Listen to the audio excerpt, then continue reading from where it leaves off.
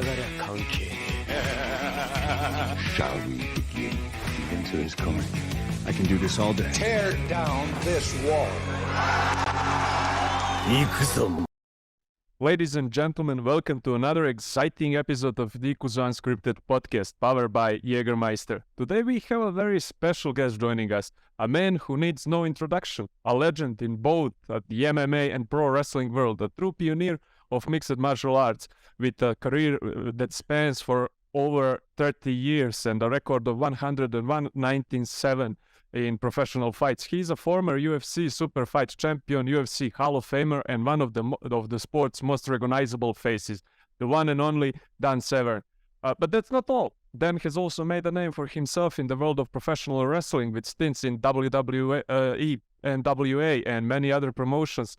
Today we are privileged to sit down with Dan and dive deep into this incredible career. From his early days as a wrestler and amateur fighter to his rise to fame in UFC and beyond, we'll get an inside look at what it takes to become a true champion. So sit back, relax, and let the testosterone levels rise as we and Dan go genuine, uncensored, and unscripted. Mr. Severn, how are you doing? Well, I like that. That was a great introduction right there. I make a note. I got me kind of fired up here right now. Let's go. That's what we were aiming for. So, Mr. Severn, I know that your childhood growing up on the farm and getting up before the roosters played a big and important role in your career. How did your path from a 120-acre farm to UFC Hall of Fame go? Well, I mean, the fact that first off, you have to get up earlier than what normal people have to, because you have to go out and take care of your chores. There's animals. I mean, I grew up 120-acre farm, of which you name the animal, we raised it.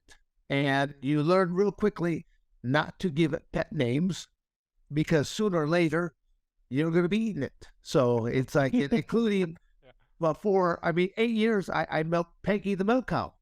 And, when Peggy got a little bit too old and she wasn't producing milk, well, Peggy was turned into hamburger. So, that was a sad day when Peggy got turned into hamburger, and all of us kids were boo-hooing, crying, and like, that poor Peggy.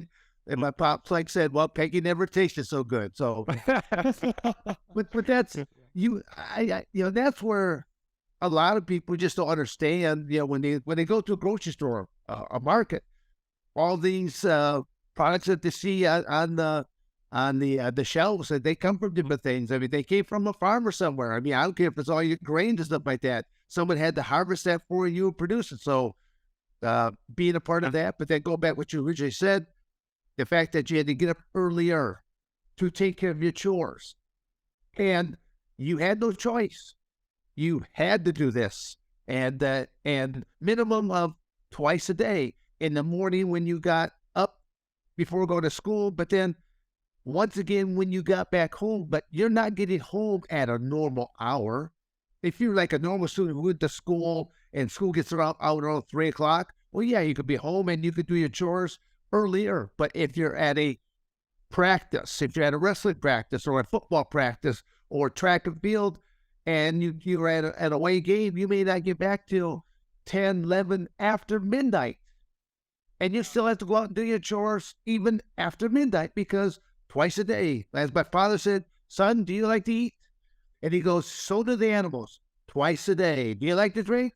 So do the animals, twice a day. You go out there and feed them and you water them down. Yeah. So that's how you made that champion mindset on that farm, right? That's when you won the business. Exactly. I mean, okay. How many athletes that wake up and say, I really don't feel like going and working out? I think not. Okay. Get your ass out of bed and let's go, because the reality is I don't care. Yeah. Even in I'm talking to you right now from I'm just in the office of my training facility. Even in my training facility, I've got a couple sets of dormitories. And the athletes would always ask me almost every day, like, well, what day are you going to work out tomorrow? 6:30. But then they asked me the next day, when are you going to work out? 6:30. With or without you, I start. Because I'm not going to go in there and wake you up. I'm not your father. I'm not your parent. You guys you're paying to come here. I start at 6:30.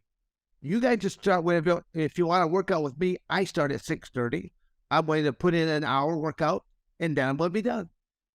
The little guy, I should say, not that I'll be done. Then I go into my office, and then I start doing all the office work at that point in time. But then I'll be preparing for the next class. No matter if I'm teaching a shooter's class of amateur wrestling, or I'm teaching a mixed martial arts class, a submission grappling class. But then I do stuff with first responders. So I do work with law enforcement, corrections, air marshal, border patrol, military. They all have some sort of a ground combatives program, and I've been doing that since 1992.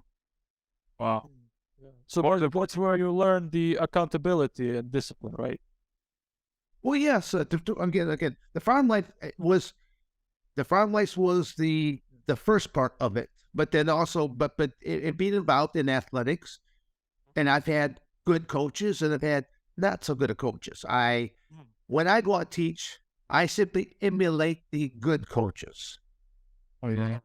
And I will use the bad coaches as examples of what not to do.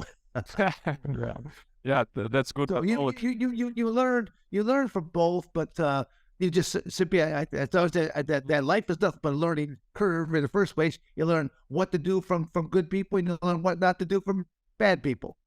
Yeah, so as our listeners can notice, you're still a big part of this combat sports industry. I mean, you are training the next generation, maybe of UFC superstars or wrestling champions. But when you started, how did you start amateur wrestling? Well, amateur wrestling was just like anything else. When you look at the physical education process, physical education and the school systems have changed a great deal. They're not as good as they once were. I mean, inside the United States, there was a point in time, there was a program known as the Presidential Physical Fitness Award.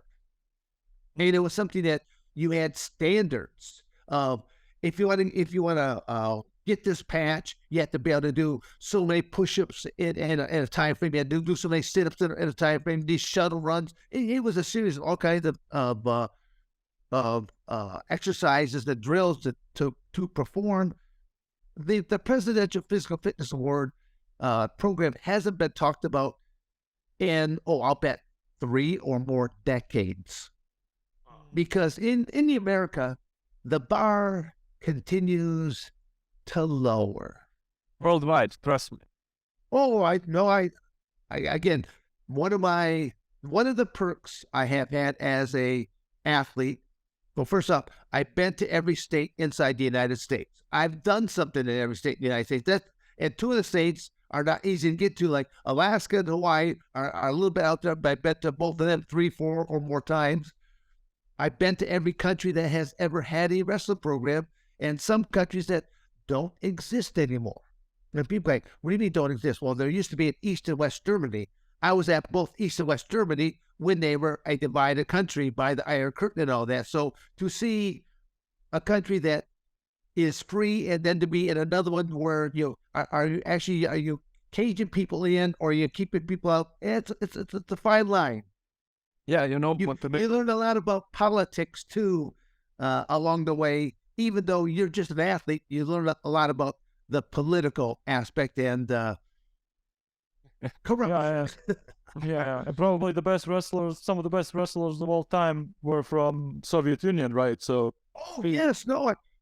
Well, when the UFC was in their, I'll still say that their first 4 or 5 years of infancies, and they only had athletes competing from United States, Canada, Japan, and Brazil. Basically, that was about the only 4 places that they were really competing from. And then some of the ownerships and the matchmakers are like going, Dan, what do you think? We're doing a really good job. I go, no. I go, you give me 6 months and a unlimited travel voucher, I will bring you back 10 new men, because women weren't competing at this time. I will bring you back 10 new men that will destroy, not just beat, they will destroy the current champion, because they don't understand what it's like. See, in the United States, Americans are spoiled. They have electricity that comes on. They have water that they can drink out of their faucet. They have a bathroom that's inside their home. I go, when you go to well, again, I regale certain stories. First time I went to Cuba, you're being told, not to drink the tap water, things of that nature, and drink bottled water. What they didn't tell you is they were filling up the bottles out of the tap water. Okay, so you got within an hour, you got Montezuma's revenge, and when you're at the tournament, you didn't have to ask where the bathrooms were. You simply knew by the stench. The bathrooms are over the corner there because it smells like a shithole over there. Okay. Oh yeah. Now the fact is, you're wrestling some of the best people in the world, and you're trying to keep your sphincter muscle, tighten that up because you don't want to shit your pants when you're out there on the mat.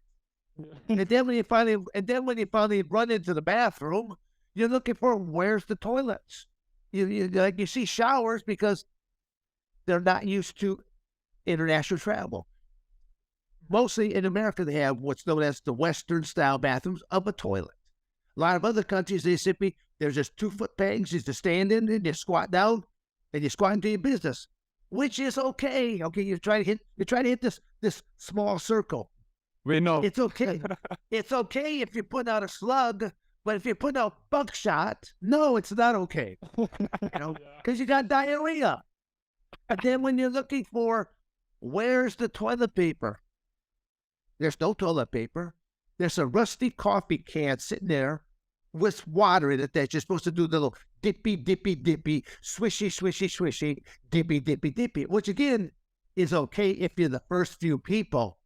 But if you're the 100th person and you got all kinds of little dingleberries and floaties, no. You learn.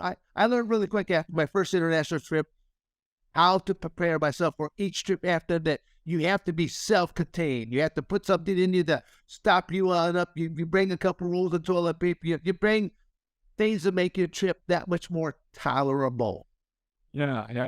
Have you maybe, on your journeys, been to Yugoslavia? No, I have not been there. If I was, it would have been just a layover. No, I've been through a lot. Like I said, every wrestling program, every country has ever had a wrestling program, but whether it be for freestyle and or Greco, because I had dual career in that as well. And you guys talked about like my amateur wrestling career. That's why I started everything. But amateur wrestling inside of the United States, again, it's nice. It's civilized. It's until you go to a foreign country and you have a foreign opponent and you have foreign referees. I always regale my very first international experience ever. I go to Istanbul, Turkey. Again, I had several different countries, but we start off in Istanbul, Turkey, and we're supposed to be, I'm part of an age group wrestling program, 16 to 18 years of age. We're supposed to be wrestling young Turkish wrestlers, 16 to 18 years of age. My first opponent is a 35-year-old military man. Wow. He's got a buzz cut. He's got meanness and ugliness, and he just can't wait to get a piece of this weenie-looking America.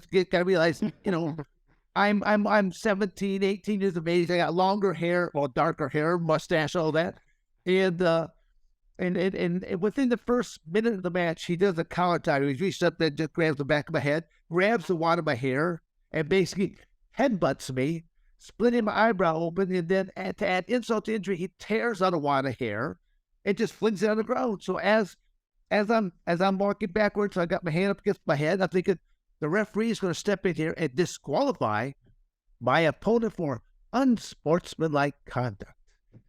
And that always put it. You're not in Kansas City there anymore, Toto. You're in his backyard. He's probably related to the referee. Referee just simply kicks the tuft of hair out of the way and then cautions me for passivity. I'm stalling. Oh. And this is in, again, time era. Matches were 3-minute periods long, so there were 9 minutes of action. That's greatly changed from now.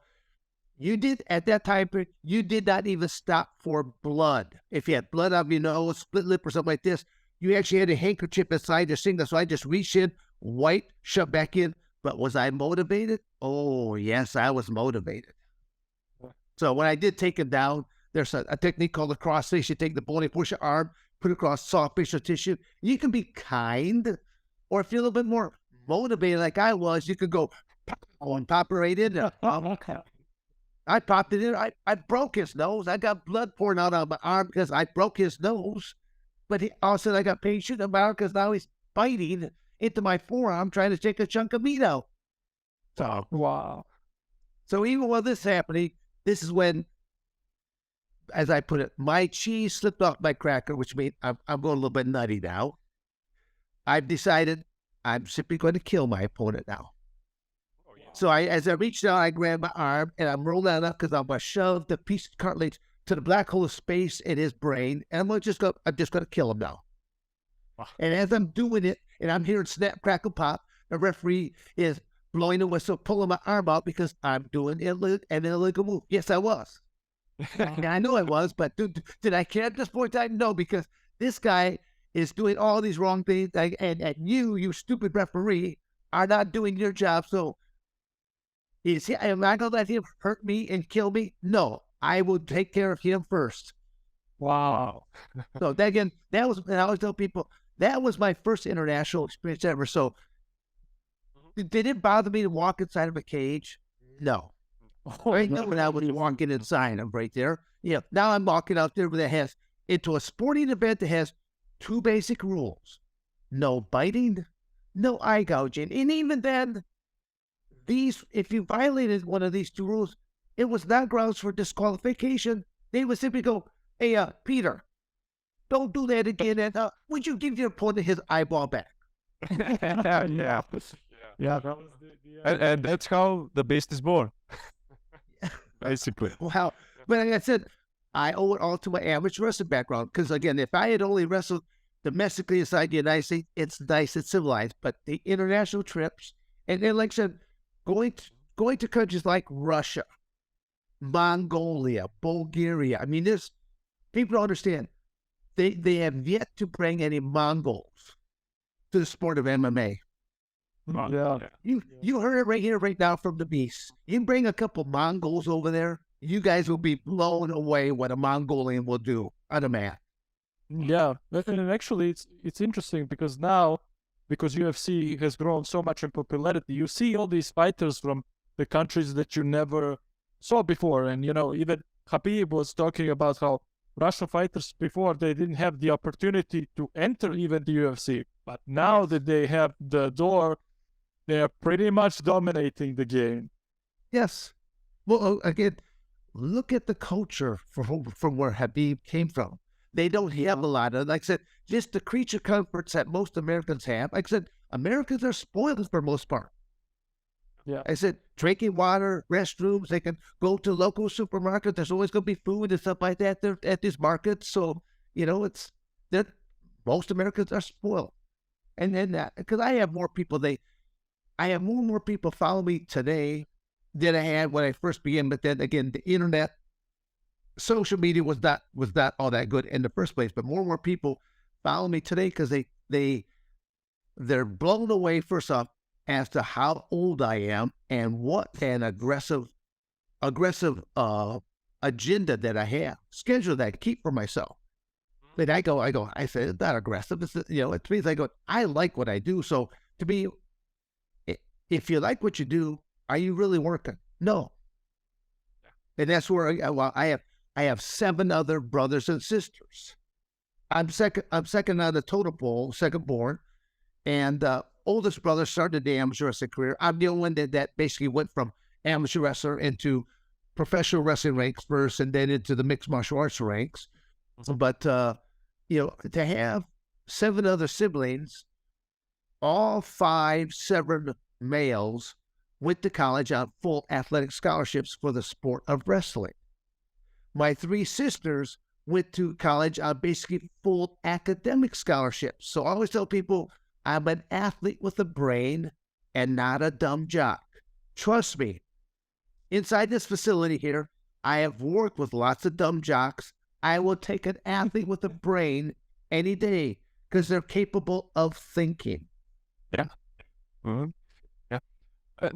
You spoke now about referees and problem with referees, and Turkey is not the only example of that, because before you joined the pro wrestling circuit, you were actually pursuing your Olympic dream, right? And you had the match with Lou Bannock.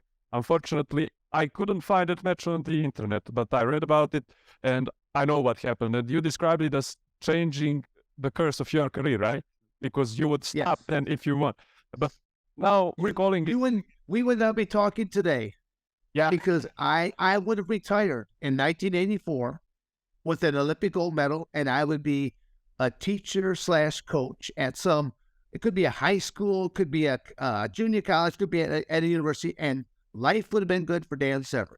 But yeah, and you wouldn't be in Hall of Fames. Well, yeah. I mean, it's again. I mean, UFC and Pro Wrestling Hall of Fame. Well, yeah. So I can say, I would not have been in those two. I mean, the very first Hall of Fame I was ever inducted into was Arizona State's Athletic Hall of Fame. So, and then even then, when they approached me onto it, it was I was still doing a lot of wrestling. I go, don't you really? I go, don't you induct people when they're done? and like, well, normally, yes. They're like, when are you going to be done? I go, I don't know. I'll get back to you. But, I guess they did it when I was still just very actively still pursuing things. Yeah. But again, people, that's one of the things that I talk about is in people's lives, like, for example, two young men I'm speaking to right now. You're young in your careers. There's going to be adversity that you both are going to encounter at different times. And it's how you handle that adversity as to what path does it lead you towards. And there's a lot of people, they just want to lay down and cry and woe is me and the whole 9 yards, just kind of going, well, boo hoo hoo, you got to change and you got to head a different direction. I mean, it was when I jumped into the cage fighting world, I mean, literally, I did it without a safety net. I did not even have health insurance at the time. Wow. Okay, then I realized I'm a husband, I'm a father of, I think I had 4 children, maybe 5 at that time. I just tried to figure it out. 5 total was what the quote is. And then I did not even have health insurance. So if I got hurt, I'm paying for everything out of pocket. And so it's kind of like going, what my motivation is I carried a picture of my family with me. It's like, that was the last thing I looked at. I go, I have to become invincible because there's no other route for me to go. I don't have plan B. I only have plan A. That's it. And I mean, it worked. I mean, honestly, out of the careers I've had as an amateur wrestler, professional wrestler, cage fighter, the safest thing I've done is cage fight. Which makes it, I mean, like, how's that possible? Because like, I've been hurt far worse. The worst industry for injuries was professional wrestling. And then there was mixed martial arts. And then, so it's just kind of ironic when people hear that, because like one's reality and one's fantasy. But, in the world of fantasy, you are only good as the person you are working with has continued to hone their skills. If they're just sitting in the back and they're just drinking and partying, and now they're going to go out there and try to perform, they're not going to perform to the best of their capabilities. But if they screw up, it's not them who gets hurt, you get hurt. Yeah. Because you're putting your body into their hands. Well, it's like, that's the, one of the things that people don't get about professional wrestling. And you had, like you said, if I remember, I watched that video where Owen Hart dropped you with the tombstone, or with the pile driver, to be more precise. Yeah. Direct on the head. Like, that is brutal for the people that, don't follow and don't know injuries of professional wrestling. It's almost could be a life ending in some cases. Again, if you, same thing happened to Steve Austin, Stone Cold Steve Austin, again from the same thing. Yeah.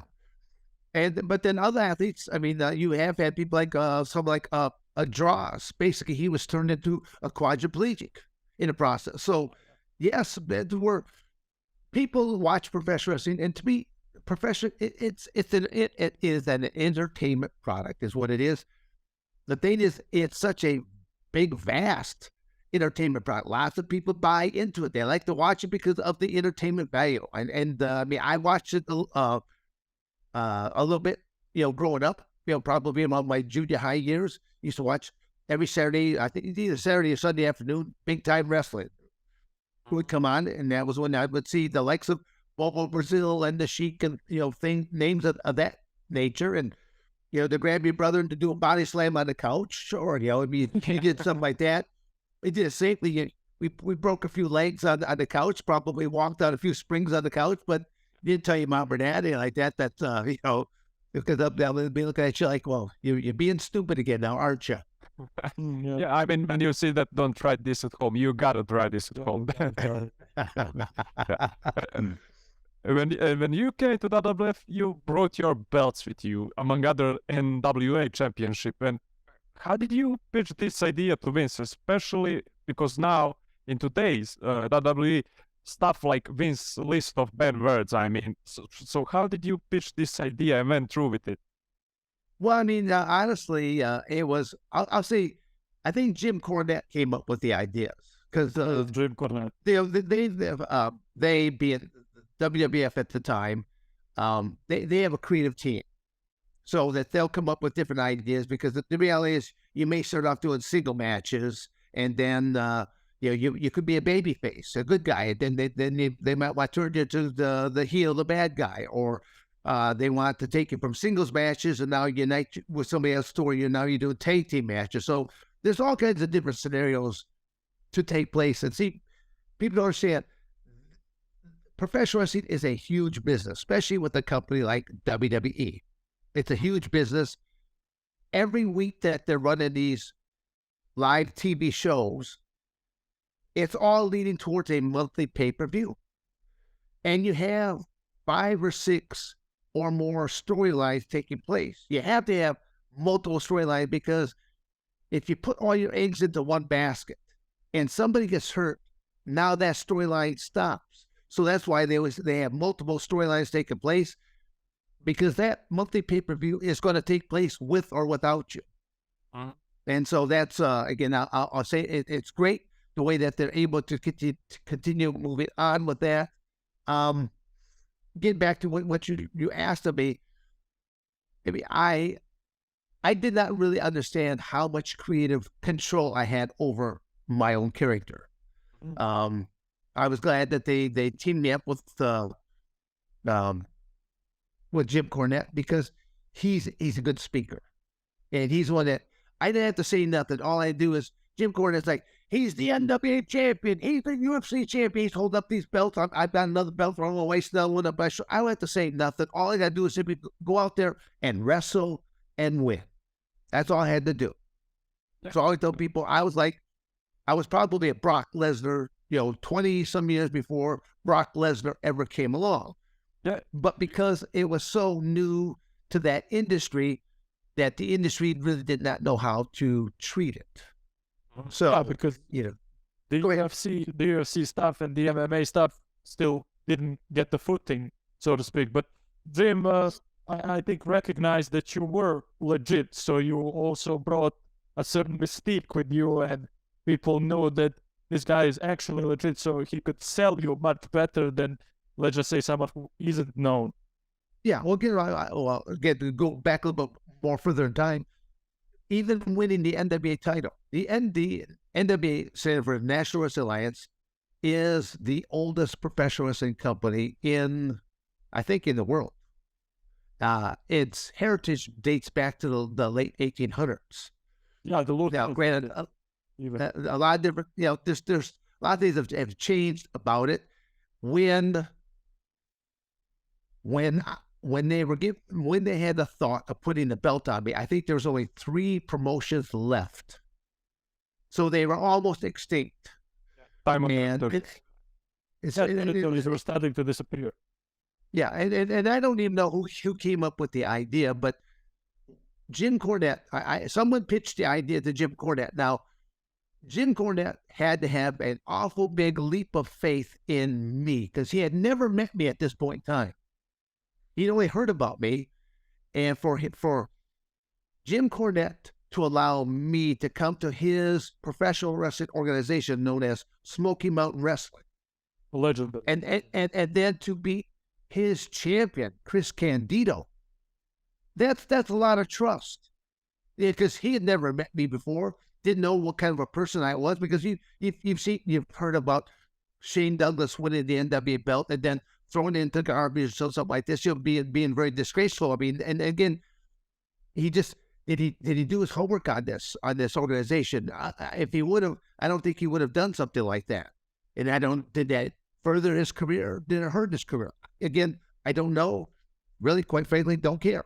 Okay, because how it didn't really affect me. It did not affect me whatsoever. I just know that the end results, I win the NWA strap, and now literally they're utilizing me. They being the promoters that were there, they were able to utilize me to where I think I entered in I don't know, I'll say 30 or more different countries that the belt actually made it back into, and how many more promoters came on board inside the United States. So they got a lot more exposure because I had the belt carried out at the Ultimate Fighting Championships, and that was huge.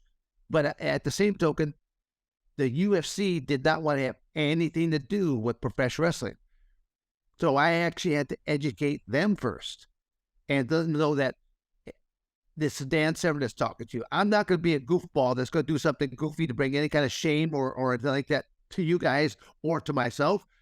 And so it was carried out. And then, because I even told the other guys that were with me, I go, you guys are the show. I go, I got to stay focused.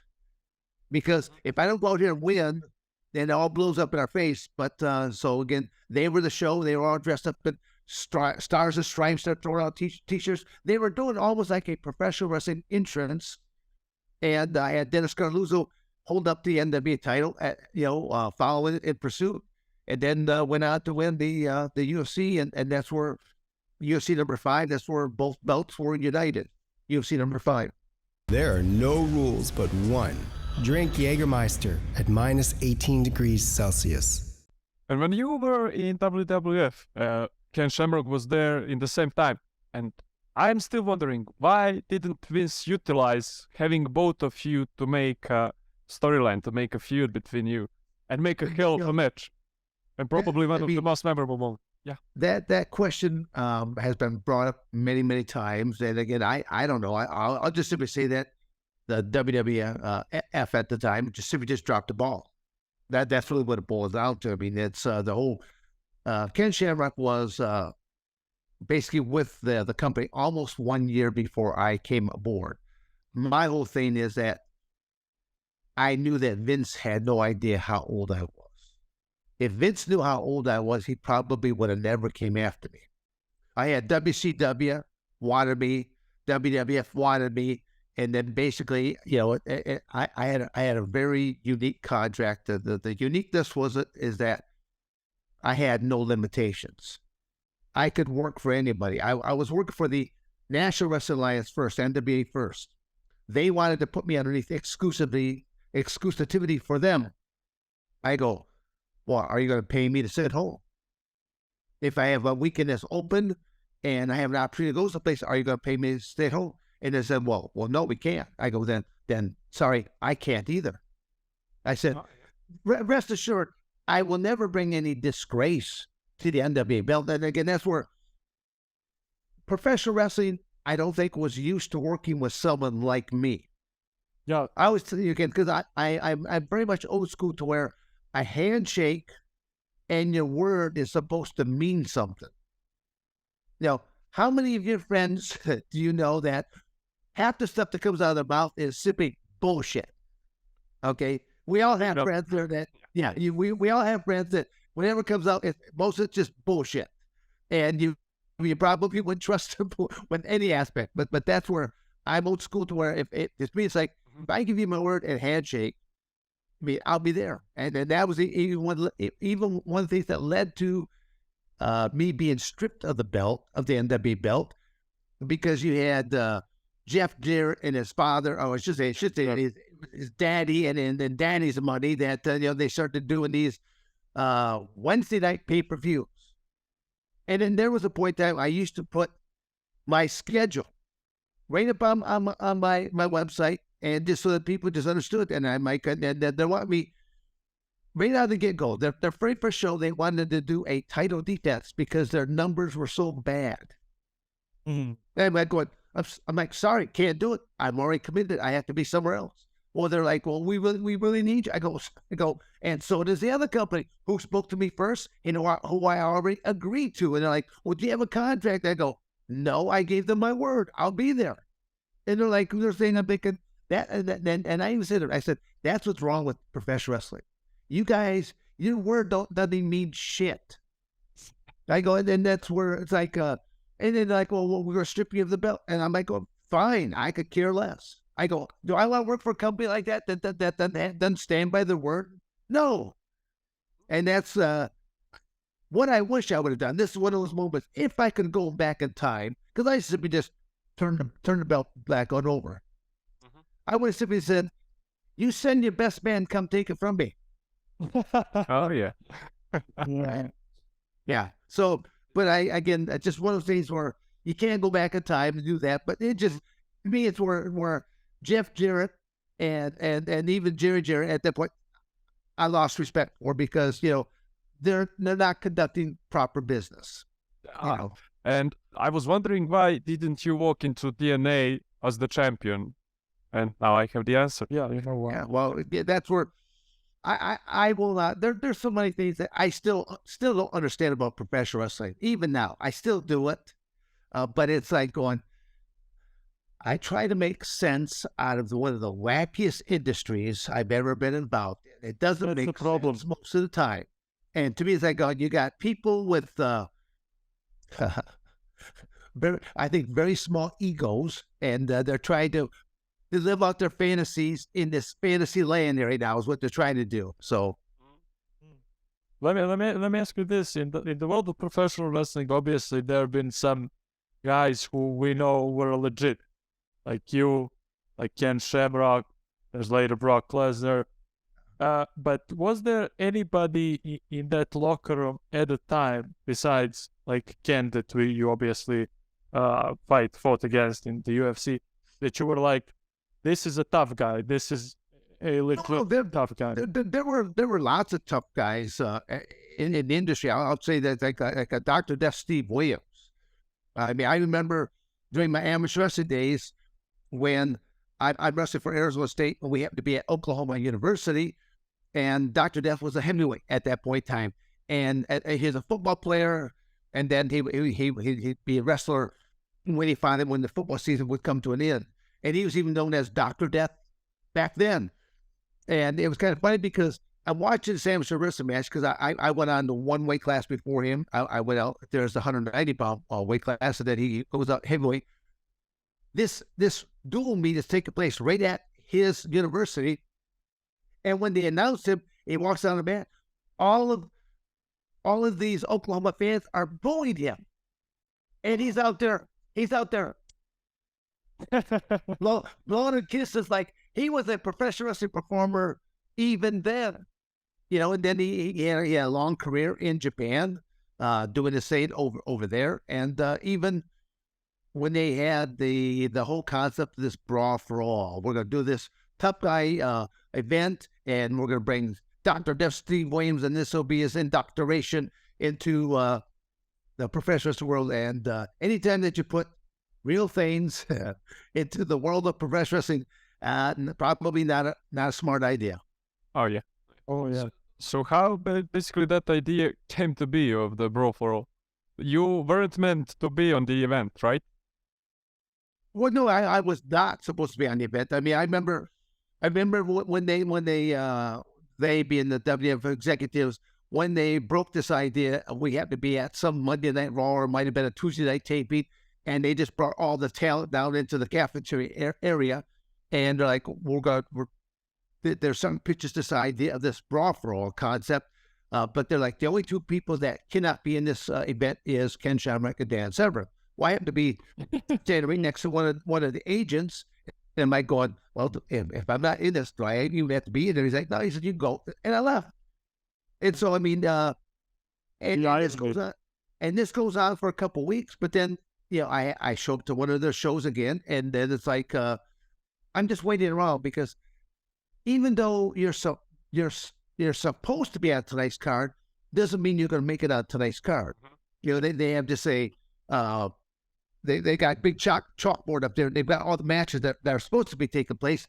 But if someone's match goes too long, if someone goes out there, cuts a promo that goes too long, they need to cut a match here or a match there. So there's been times that I've been ready to go out and the eraser goes across. So that's just the way it was. So just one night, they're talking to me about one of the road agents says, "How would you like to be at tonight's Raw for All?" And I just simply said, "Against who? How much?" To me, I'm a mercenary. What are you willing to pay me to take somebody out? Because again, I'm not going to go in this to lose by any means. So they give me a name. They gave me a price tag. And I'm like going, okay, that's fine. I go, but I don't want to wear any boxing gloves. They're like, you can't go out there bare knuckle. I go, I won't throw a single punch, but I will show you exactly what a real wrestler can do. Because even when I was involved in the Ultimate Fighting Championships, a lot of people just don't understand. I've been a competitor my entire life, and I know how to analyze things. Even in today's current UFC, where the skill sets of the athletes have risen a great deal. You got some grapplers that can strike with the best of strikers, and you got some strikers that can grapple with the best of the grapplers. It's called full circle. But the reality is, in order for you to punch me, you have to be within arm's reach. In order to kick me, legs, range, knees, elbows, you have to always be within range to do all this stuff. I was really good about staying slightly outside of range to bait you to go for something. And then if you bait, and then I'd move out just a little bit, as you retract that limb back in towards your body, whether that's your arm, your leg, whatever, I just move on in, and toward, if I clinch you out in the open, if I jam you up against the cage, or if I take you down, just by doing one of those three things, I have neutralized 90+% of your arsenal. And my arsenal is just beginning. I know how to strike from close quarter combatives. I teach close quarter combatives. And again, it's moved into so many other industries for me because, as I said earlier on, I now work with law enforcement, corrections, air marshal, border patrol, military. They all wear different types of gear. And then and carry different types of weaponry on their body, but it's still close quarter combatives. How do you say that I always tell them, I go, put me in all that gear, and I go, and I'll come up with things that you never thought of, and I do every time. And they're like going, you have a very wicked mind. No. I know how to survive, and I know how to win. So when you did join UFC, did maybe some of guys underestimated you because you were practically the first guy to indoctrinate wrestling into UFC, right? First elite wrestling. Yeah, first elite wrestling. So have maybe some of the guys looked down on you, like we go easy with the wrestler, and when you hit the octagon, hit the mat, and they are, oh shit. Well, I'll say that. Well, my very first match, period, in the UFC was against Anthony Macias. And, I mean, even for that event, I only trained for 5 days, an hour and a half a day. I drove from Coldwater, Michigan, where I'm at right now, and I drove over to Lima, Ohio, to train with Al Snow, professional wrestler Al Snow, and trainee and wrestler Al Snow. He had a gym there by the name of Body Slammers Gym. And a professional wrestling ring was the closest thing I could find to a cage, to where I'm working in a confined area. All right? And I had Al and two other professional wrestling proteges that, and one pair of boxing gloves that they wore. And they tried to punch and kick and do whatever submissions they could do with boxing gloves on. And, well, Dan doesn't like to be punched, kicked, or whatever. So I basically would move around. And then I'd create an opening. Then I'd get to a clinch. or jam them up against the ropes or take them down to where they're not capable of doing any of these things to me. So literally a concept I came up with back, my first appearance was 1994 for the UFC. And that concept I came up with it. It's like, okay, a striker's got to be within striking range. If I could just stay outside of it, then close that distance, and then get to one of those three positions, that still holds true to today. I could take athletes right now, and if they have a wrestling background, you still need to learn how to strike, at least keeping your hands up high, because wrestlers, stuff like that, they keep their hands up a lot lower because they're used to having people shoot in on your legs. For freestyle wrestling, Greco-Roman's, again, a different ball game. It's from the waist up. No one's gonna shoot in on your legs at that point. Yeah. That's an upper body type of technique. So again, you just have to understand, what are you walking into? Because again, when we're talking about professional wrestling, we're talking about mixed martial arts, but a lot, and we talked a little bit about amateur wrestling. But people realize I have a freestyle wrestling background. I have a Greco-Roman background. When I went to Arizona State University, my freshman year, especially my very first semester there, if you saw all the classes I took, none of it was for a degree. I'm being brought there because I'm the number one recruit at my weight class. I've got the grades up at there, so I've got the intelligence to do this. I've got the athletic ability to do this. So like my first semester, I took different classes. I took a weightlifting class, so I could design programs specifically for the sport of wrestling for myself. I took a nutrition class, so I knew how to eat properly, because to take these things out, put these other things back into it. I took a judo class, again, so I could learn to use my legs like a second pair of arms, and it worked. And even when I'm taking the judo class, I have two instructors, and I have an American instructor and I have an Asian instructor, and the Asian did not like me at all because I did not conform to the judokan way. I wasn't conforming as a true judo practitioner, and yet I'm acing every test, and I can destroy anyone in the room. But I'm being kind. I'm not doing that. I'm just being kind, and I actually had the other judo instructor. He actually came and watched me and at some of these home matches, and he saw exactly how I was incorporating judo into my wrestling. And I'll say he helped me get to the class, and then when my season came to an end, he's like, Danny goes, how would you like to go and watch a judo tournament? I never seen a judo tournament. I go, sure. He's like, well, get in this van. I'm there, and jump in this van with a bunch of half a dozen other guys and girls that are heading off to this judo tournament. When I finally get there, he's like, how would you like to compete? I go, well, I don't have a gi with me. Ta-da. It was a setup. They had all the gear there for me, but I was not educated into competition, all the fundamentals of it, where you walk out onto the mat, or before you walk out the mat, you bow to the mat. And then you walk out on the mat, and then you walk out this one area, then you bow to the referee, you bow to this mat judge, you bow to your opponent, and then all of a sudden the center referee says, Haji Bani, and I'm like, Haji who? What does that mean? And I just see my opponent walking towards me. He's like going, well, I mean, it's time to let's get it out of here right now. So let's go. So I look like a barbarian, hillbilly barbarian, because I did not do anything like a judo practitioner. The moment that he touched me, he grabbed the lapel, I simply went into competition mode. I always tell people, if you stop to think, you have lost. You simply react and do. So as soon as they touch, like, wham, I just go into Russian 2-on-1, slam Marina down. They had never seen a Russian 2-on-1 in judo at that point down. But I just slam Marina down. He grabs, and I've launched him and belly to backs and throw after throw, and I'm like going, who is this wild hillbilly out here that he's uncivilized? And literally I win like half a dozen tournaments. And then they one of the tournaments I happened to be at, they stopped the tournament.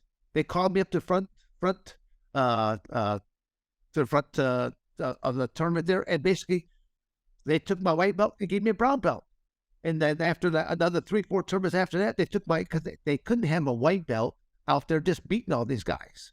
And then another half a dozen tournaments after that, they take my brown belt and give me a black belt. So again, it's funny because I'm in Arizona and I'm going over to California, a few other states. I'm just trying with this group, just here and there, and I jump in there with them.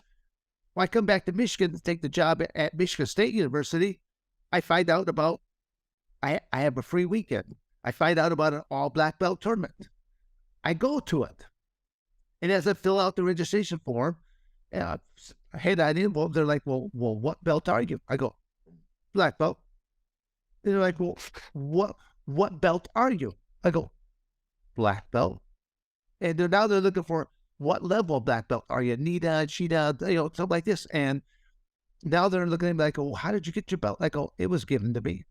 Now they think like I'm some wackadoo weirdo that simply went and bought their belt or was just given to them by a buddy or something like that. And so the tournament director, he says, I'm going to mark your belt sheet. He goes, I'm going to be there because I want to see you get hurt. I go, okie dokie. And, he came over and watched me. I had to return in champ, my first match out there.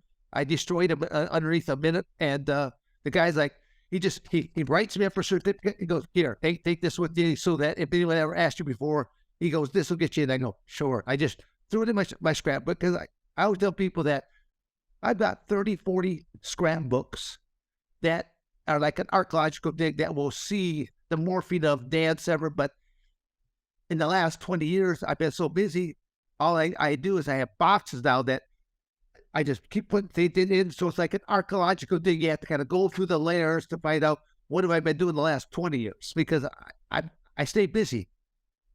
Yeah. Tell me this. You've been talking about incorporating judo and obviously into wrestling and everything.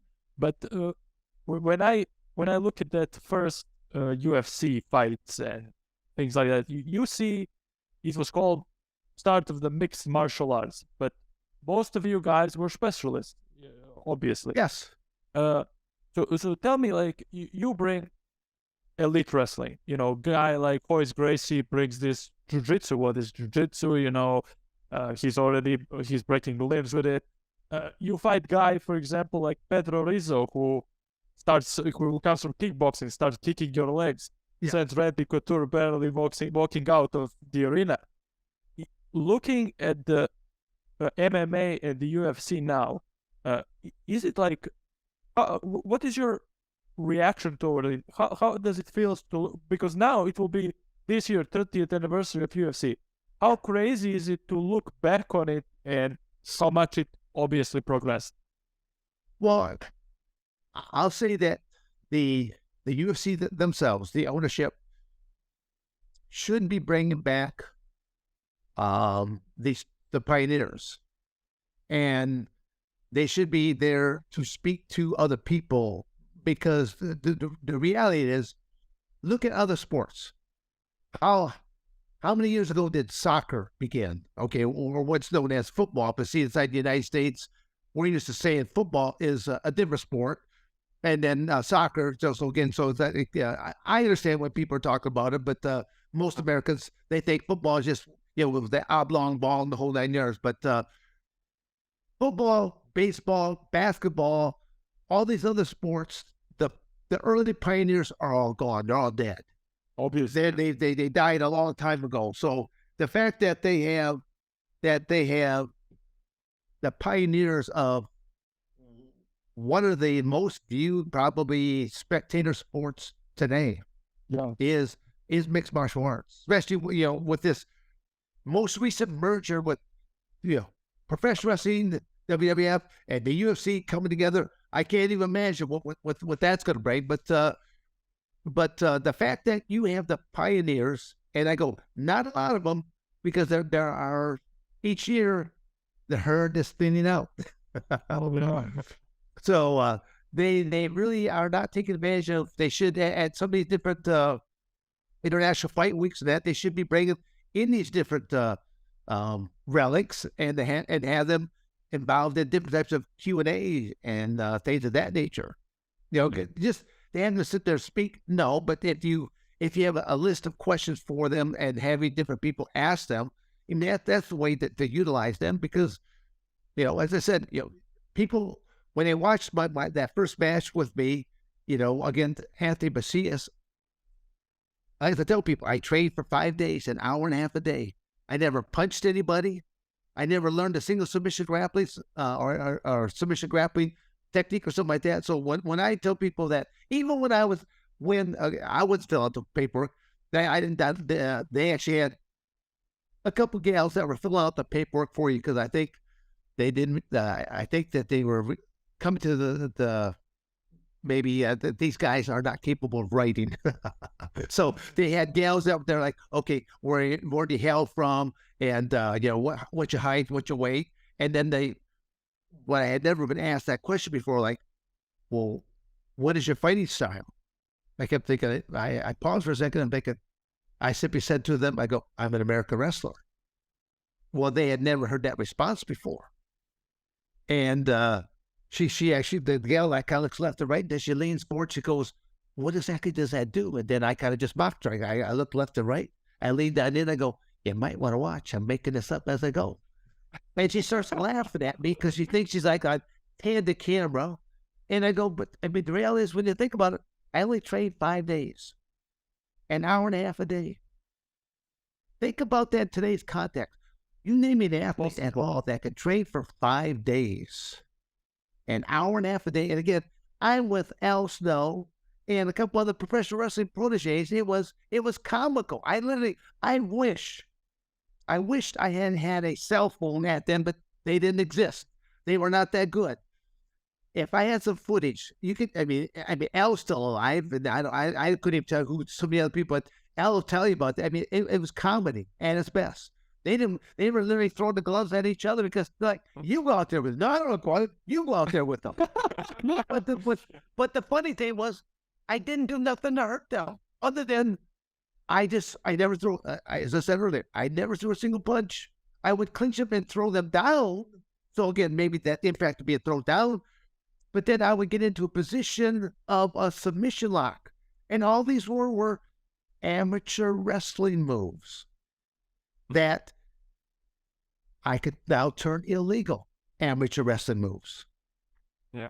But then I always tell people, but I also had that judo background. I also competed at the Sambo Nationals. I couldn't even spell Sambo at the time, and yet here I am at the Sambo Nationals. I don't even own a Sambo jacket. I just see another person roughly about the same, about my same size, and I'm going, hey, buddy, can I borrow your jacket for a few matches? And I go out and win the Sambo Nationals. Yeah. But again, that's because my college career, I trained to become the best I possibly could have been. My high school career, I trained to become the best I possibly could be. My high school career was my opportunity not only to travel and pay for my education. I got a degree from Arizona State. I worked in that industry. I worked at Arizona State as an assistant wrestling coach for 5 years. There was no money. I was making $3,200 a year. So I worked a full-time job on top of that because that was my first love. And when I took the job at Michigan State, I think I was making $20,000 a year, and I'm thinking, I'm rich. Yeah, that will do nothing for you today. No, definitely not. No, definitely not. And who's your toughest opponent from the octagon? Well, it would be another wrestler because we both share a lot of the same background. So if I had to go up against someone else that had a big time grappling or wrestling type of background, like a Mark Coleman or Ken Shamrock, because again they got more of that grappling or wrestling type of background. So once you negate that, now the primary source of wrestling, now it falls on secondary skills, which means this stuff, and Danny Boy sucks at this stuff. Yeah. But I was fighting someone like Horace Gracie at the time, you know. Well, again, that's where that match always comes up, and I always tell people, All you got to do is look at UFC number 4, and then look at UFC number 5. UFC number 4, Dan Severn was there, but not the Beast. Again, the ring name, the Beast. I did not make that up. It was given to me by the legendary NFL Hall of Famer Jim Brown. He's the one that in his words, he said that, he goes, Dan, he goes, when I first met you, he goes, I didn't even know you were a fighter, because at the press conference, I'm wearing a sports jacket, a tie, wearing my glasses. I need glasses for distance. Everybody thought I was somebody's agent. I had Al Snow with me, and everyone thought that he was me and I was him. Until they said, we need all the athletes to be at the head table now. And then I walk up to the head table, and Al is sitting out in the crowd. And so, they're all like, who is this guy? And in the words of Jim Brown, he goes, because he had a chance to chat with me, ask a few different questions. He goes, Dan, he goes, I could tell you're an intelligent person. He says, but I'm thinking to myself, that poor man, he's about to have his proverbial ass handed to him when he climbs up into this octagon cage. He goes, watching you climb up into that octagon cage was like watching Clark Kent morph into Superman. He goes, I never saw anyone turn it on or turn over a whole different, you're like a Dr. Jekyll, Mr. Hyde type of individual. He goes, how do you do that? I think Jim Brown has asked me a question like that. I mean, he was the most punishing running back in the history of American football. And so, I mean, I've always had that capability, as even in my amateur wrestling, to turn on this competitive spirit. I'll shake your hand before, I'll shake your hand after. No hard feelings for what's about to come down the pike. I know what the rules are. And again, my international experience of freestyle and Greco served me oh so well. Again, I've been hurt far worse there than I ever have been in the octagon. Yeah. You and Brock Lesnar, fantasy speaking, both in their prime. Both of you guys in prime. On the wrestling mat. See, the UFC never saw me in my prime. You get me? I don't know, because I was 37. Well, again, if you go back to like that 1984, from like 1984 to 1986, I had some issues because I was angered about what happened to me there, and that was probably in my prime. For those 2 years, I dominated the world. You hurt a lot of people. Yeah, yes, I did. And again, because I was screwed, I ended up getting screwed over, and I'm like, well, sucks to be you walking out on the mat against me right now, because I'm going to beat you, and I may have to hurt you in the process legally. But I knew what to do. So it's you, not Brock. Well, again, I'll put it simply like this: one of us is lifetime chemical free, and the other one is not. Shots fired. I love it. Okay, again, but again, I say the same thing about Ken Shamrock. I go, my career speaks for itself. I take pride. I do work with kids and younger people. You don't need to get on chemicals to achieve success. You may have to go to something else, sure. Again, Vince McMahon is one of the biggest hypocrites ever, because he talks about his wellness policy. He talks about not doing drugs and this whole 9 yards, and he's got this program to help get you better. And yet he himself was on the front cover of Muscle and Fitness at 69 years of age, because he's ripped and shredded. Because what do you say? It's a chicken and broccoli there. Yeah. So, but then look at the UFC. Even when the UFC tested Brock and he tested positive, they still allowed him to perform. So, is that fair for what the UFC did? That they have one set of rules for everybody else, but you guys, no, sorry. Lucas and Peter, you guys are out, but we'll let Brock get the pass again. Yeah. Again, that's, as a business person, I lose respect for them because they're not holding the line. That was fucked up. Yeah, that's definitely Brock case wasn't fair. I agree with that. And I mean, well, again, the professional wrestling world is kind of a sad industry because, I mean, I've had more people pass away in that industry than any other industry.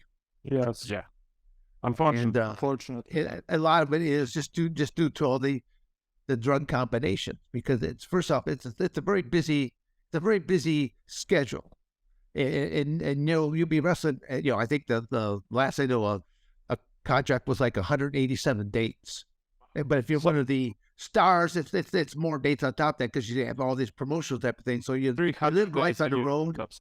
Yeah, so they typically need some type of an amphetamine to get them up and get them going in the morning. They have to get their workouts on in, so they're doing the steroids, stuff like this. They need something to put them to sleep later at night. Now you mix all those with party favors, a little bit of this and a little bit of that, and they wonder why when they're supposed to report, they're not there, and then they finally go back to their hotel room and they're laying dead in bed or something like that. Yeah. And how much do you follow pro wrestling today? I don't. No, I don't. But then even when I was involved in it, I did not then either. It's the same with the UFC. I didn't follow it in the first place. I still involved. It's too much content. It's kind of like, I just don't watch much television, period. I'm kind of, and again, I don't, it's not like I'm a dinosaur. You know, I live a very busy and full life. I love what I do. And again, from a father's perspective, this, you guys will like this one here. My father was getting concerned about me, and I was probably, I'll say probably late 40s at the time, and he's like, he's talking to me. He goes, son, he goes, do you think you'll ever get a real job? Okay, and I pondered it, and I had to scratch my head, do one of these numbers there, and I go, you know, Dad, if I work this right, no. One of the baddest men on the planet, but not the real job. Yeah. Those are parents, yeah. Yeah. Well, you know, but everyone has, you know, everyone's got parents, and they have to. Yeah, no, it's my again, you know, growing up on a farm was where, you know, how we start this interview. Growing up on the farm, learning those rules and stuff like that. But then also there was follow through. If we didn't do our chores, stuff like this, oh, my pops would come down upon you. You know, you would get punished for it. And I Please study more. yeah. Well, I tell that to people, I go, that's what's wrong with the world. I think a lot, there's too much talking. It's kind of going, warning. You know, when you know there's no follow through, why bother? It's when you have to watch out for that. This, that, the whole 9 yards. Yeah, something. Yeah, you got to. As I always say, that if you're one of the guard the prisoners, every now and then you got to shoot one of the prisoners just to let them know that no, we're not here just playing. We will follow through every now and then. There are no rules but one.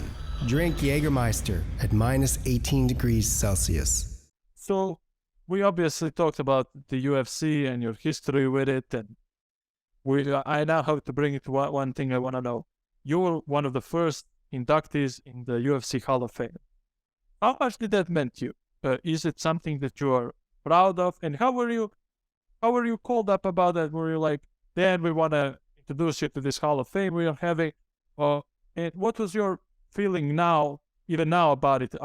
Is that something that you're proud of? Is there something like you're like, whatever? What is your take on UFC Hall of Fame? Well, I mean, I'll say a mixture of emotions, I guess. I would have to say, you got to look at. I was the third person ever to be inducted. Yeah. Yes. Hoist Gracie was number 1. Ken Shamrock number 2, and then there's number 3. Yep. Well, let's put it this way: out of the first 3 people inducted into the Hall of Fame, only one of us has never tested positive for any kind of drug. I wonder which one that is. Okay. Yeah. So again, that's where even think about this as a business, but then also think it in athletic terms. Who was the matchmaker at that time? In the very beginning, it was Rorion Gracie was the matchmaker. Art Davie was the brainchild. He was the businessman who came up with this concept of this Ultimate Fighting Champion. I mean, I saw some of the very first drawings. I've had a very good rapport with Art Davie. He showed me some of the first drawings of the cage. The cage was supposed to be suspended in the air. Really? Over basically a body of water that had sharks in it.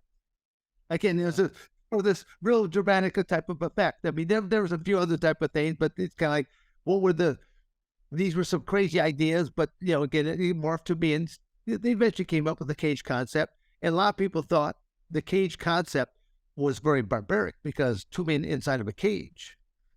Then you had movies, I think, that were out at the same time.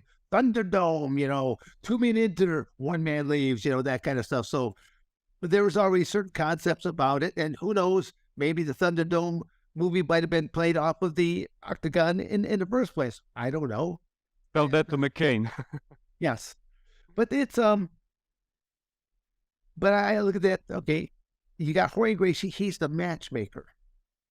And it's his youngest brother that is competing.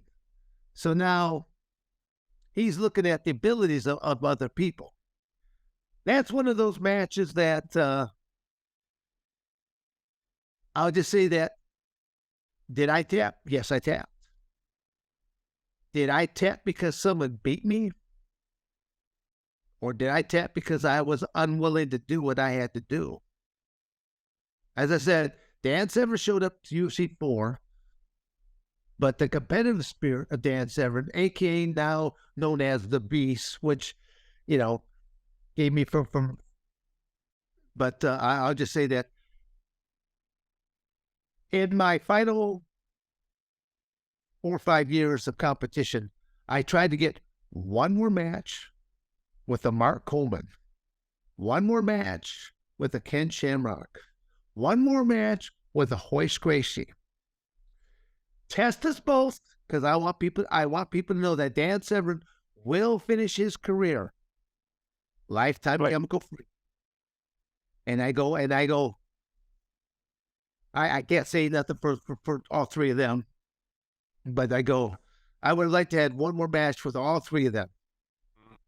Yeah, your match with Ken Shamrock was actually scrapped due to his injury. I mean, yeah. Well, it's kind of funny there that, I was supposed to do a match with Ken. It was for a whole different company. It had nothing to do with the mixed martial arts, but and this company, they really let me down in a lot of different ways of what they promised. There was a show. Scott Coker put on a show. He was the president of this company. I forget what the name of the company was, but he had Royce Gracie and Ken Shamrock as their main event. And I ended up contacting Scott Coker. I go, well, Scott, I said, how would you like to bring me in and let me be one of the special guest people, commentators, and because I have history with both these athletes.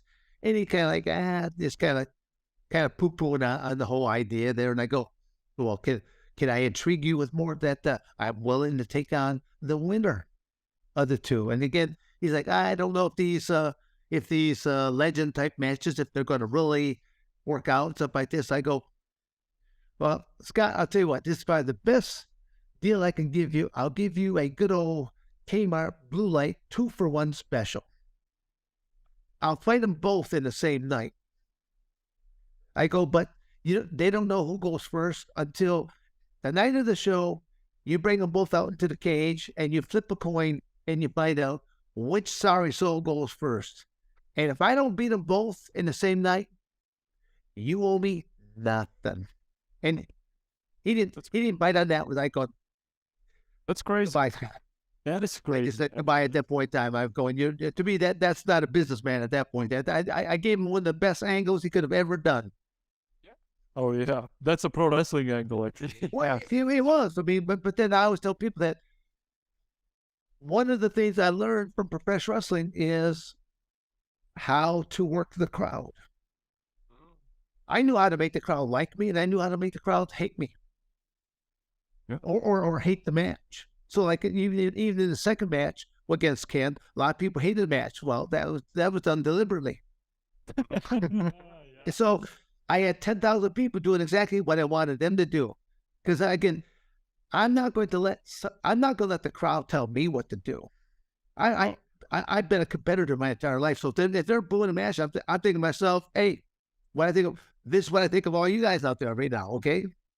You're not inside the cage. I'm going to win. And that's where I think a lot of athletes get influenced by the crowd. Do you want to win or do you want to lose? There comes a fine line. In professionals, yeah, I'm there to entertain you. In a cage fight, am I really there to entertain you? You get to come back no matter what. As long as you keep winning, you get to come back. You can do your entertainment and your little promos, you do your entertainment, but when come competition time, stick to your guns. Yeah, you go for a kill. Yeah. Yes. Recently, you started a podcast with Don Fry, Toxic Masculinity. So, what's the idea behind the podcast? Well, it wasn't my brainchild of an idea. But it was a couple other younger guys talking with Don, and then to me it's like going. I've known Don for quite a few years. I mean, he was one of my athletes when I was coaching at Arizona State. He actually lived with a couple of my younger brothers, so I knew Don much like a younger brother. So I always tell people that I'm the guy that helped Don get his start. But when I say start, I just helped him get his foot in the door. Don Fry is the one who kicked him wide open. Because he's got one of the most legendary matches ever of him versus Takayama in Prime. Oh, yeah. So literally, That's when the professional wrestling meets MMA meets movies. But that wasn't professional wrestling whatsoever. I mean, that literally was a fight to where they're throwing punches to the point they get so close they each grab each other by the neck, and now they're punching each other in the face. It's like a game of chicken. I'm punching you in the face, you son of a bitch. Are you going to quit? And the other one's like going, no, you son of a bitch. I'm going to keep punching you in the face. It was one of the craziest things I have ever watched. Yeah. Still. But I mean, but then what's even crazier yet, look how Takayama's face swelled all up. Did you see Don's face swell up at all? No, Man of Steel. No. So, but see, I knew Don's capability. Yeah, when he approached me, I mean, I've seen Don in fisticuffs before, where literally I've had to walk out with him, being in a bar setting, and walk back out there with him, and where take a shirt off, hand over to me, and they're looking at me. They're like, "Well, you're not gonna get this." I go, "No." I go, my guy's good. I'm just here to make sure none of you all get in this. I said. 1-on-1, my guy's good. 2-on-1, 3-on-1, no. We're not gonna play that game here right now. 1-on-1, we're gonna go. Oh yeah. So how the podcast is going? I saw that it's catching up really fast with the fans. Well, no, it is, but it's got but we're not trying to do just one type of niche. A lot of people thought maybe all we're gonna do is talk about fighting. Yeah. No, or talk about professional wrestling, no, or talk about amateur wrestling. That's even when I was first being approached about doing this, I go, I want to be more like a variety show. Yeah. I want to talk about a variety of things because I have a variety of things that I'm involved in. I'm really big about education, so I'm big about trying to educate people and cut through a lot of the bureaucratic bullshit that is on the internet.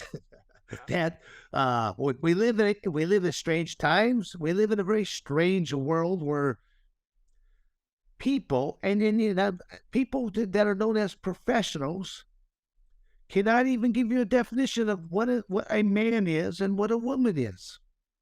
And thinking, and you're a professional, and you can't come up with a definition. I go, maybe you shouldn't be teaching people if you don't even know. We're living in strange times where you got people that they want to be transgender. You got between them going again. Frankly, I don't give two shits. If you're a man, you want to become a woman, and you want, hey, could care less. That's one of the beautiful things about the United States. You can do almost anything you want. But to me, it's like going, change your gender, don't care. But now you want to compete in the opposite sex sporting events? No. Then that's wrong. Because if you've got a man that now turned into a woman competing in a woman's sport, they got so much more muscle mass and stuff like that on them. For the first 20 or 30, whatever the age was that they finally changed over, they got too much growth and stuff like that. To me, it's like, just start your own games. I think they will be one of the most watched games in the world. You'll have the Rainbow Coalition games, You'll have all kinds of great sponsors on there. There'll probably be better commercials watching there than they do at the Super Bowl football game. Oh, yeah. Oh, yeah, probably. Right? And you heard it all here first. Then I promote them, do their own games. To me, it's just not fair. And try holding an event in Saudi Arabia. Yeah, well, again, that's why I always tell people, again, I don't care about your sexuality. But if you got those freedoms here in the United States, if you're in one of these other countries where they don't like this kind of stuff, you may end up in the gulag, or they might cut your head off and use it as a soccer ball. Because they don't like that kind of stuff. Yeah, the main principle should be you can do whatever you want as long as you don't, inflict on my freedom. As long as you... Yes, exactly. It's again, there are so many stupid things happening inside the United States. I'm surprised if it doesn't self-implode, and who knows, we might exactly self-implode, but I think the right side will eventually, again, I'm not talking politically left or right, I'm just talking about